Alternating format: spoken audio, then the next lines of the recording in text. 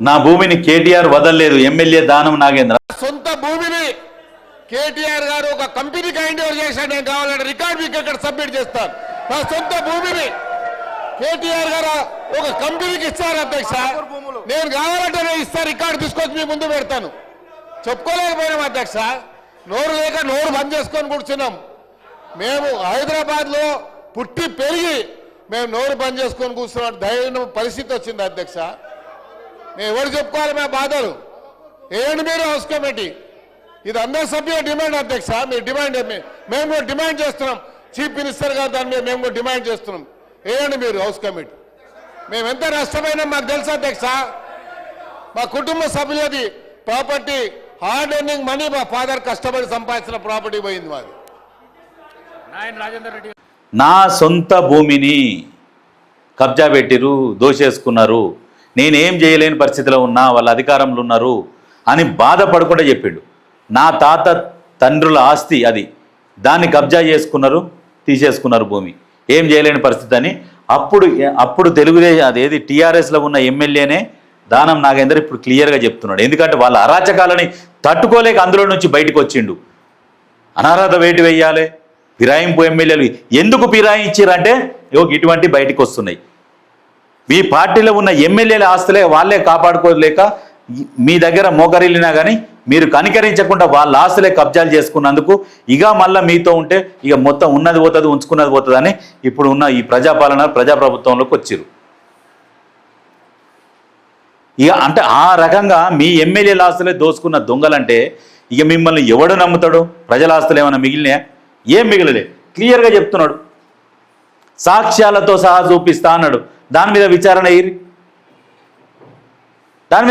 అయ్యి తెలుస్తుంది వాళ్ళు ఎంత దొంగలు అనేది నిజంగా ప్రతి ఒక్కరు చెప్తారు.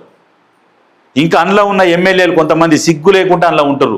ఆ దొంగల చేతి కింద ఉంటే ఆ దొంగలని మచ్చ అనేది కూడా మీకు వస్తుంది అనేది వాళ్ళకు వస్తుంది అనేది ఇంకా కూడా గమనించలేకపోతున్నారు.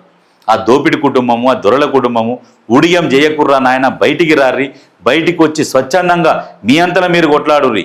ఉప్పు కారం వేసుకొని తిన్నా కానీ నీతితో నిజాయితీతో ఉండాలి. ఆ మోచేతి నీళ్లు తాగి ఎందుకు వాళ్ళ కింద ఊడిగం చేయడం, అది ఆలోచన చేసుకోవాలి. మిగతా ఎమ్మెల్యేలు కూడా బయటికి వచ్చి కొట్లాడుర్రి, మీకు నచ్చిన పార్టీలో జాయిన్ అయ్యి. ఇక్కడ హరీష్ రావు ఏమంటుండు, రేవంత్ పొంగులేటిది ఫెవికాల్ బంధం, వాళ్ళ భూకుంభకోణాన్ని త్వరలో బయట పెడతా హరీష్. పొంగులేటి అవినీతిని బయట పెడితే నాపై బురద జల్లుతున్నారు. రేవంత్ తన కుటుంబ సభ్యులపై విచారణ సిద్ధమైతే తాను సిద్ధమేనని సవాల్. మీ తమ్ముడి మీద విచారణ జరుపుదామంటారు. మీరు 10 సంవత్సరాలు పరిపాలించారు, వీళ్ళంటే నిన్న మొన్న వచ్చారు. ఫస్ట్ నీ 10 సంవత్సరాల భాగవతం బయట పడుతుంది కదా, మరి దానికి సిద్ధమని రాదు. దానికి సిద్ధపడకుండా తన కుటుంబ సభ్యులపై, పొంగులేటిపై ఫస్ట్ వీళ్ళదేయ్యిర్రి. వీళ్ళు వచ్చిందే నిన్న మొన్న. మీరు 10 సంవత్సరాలు పరిపాలించారు కదా, ఫస్ట్ మీరు విచారణ కోకే అనుర్రి. మీరు నీతి నిజాయితీ పరులు, సొక్కం శుద్ధపూసలైతే లేదు అనరు. ఎందుకంటే దోచుక తిన్నారు. వీళ్ళకి కూడా తెలుసు మేము ఒప్పుకోవద్దు. ఇప్పుడు ఒప్పుకున్నాం అనుకో విచారణ వేస్తారు. విచారణ వేస్తే దొంగలను దొరికిపోతాం. ఇజ్జత్, సిగ్గు, లజ్జ అన్నీ పోతాయి తెలంగాణ ప్రజల ముందు. అందుకనే ఒప్పుకోరు. మీది రావుల టీం, మాది దళిత గిరిజన బిడ్డల టీం. దళితులంటే కేసీఆర్కు చిన్న చూపు, స్పీకర్ను ఓర్వలేకనే పోడియం వద్ద బీఆర్ఎస్ ఆందోళన. సీఎం రేవంత్ బట్టి ప్రవేశపెట్టిన బడ్జెట్ను అవమానిస్తున్నారు. ఇది దొరల అహంకారం, బ్లాక్మెయిల్ కోసమే మీ హౌస్ కమిటీలు. ఆ పప్పులు మా దగ్గర ఉడకవు. హరీష్ రావు తమ్ముడి భూదందాలపై హౌస్ కమిటీకి సిద్ధమా? సిఐడిపై నమ్మకం లేకపోతే సిబిఐ విచారణకైనా రెడీ. హరీష్ రావు తమ్ముడి భూదందాలు.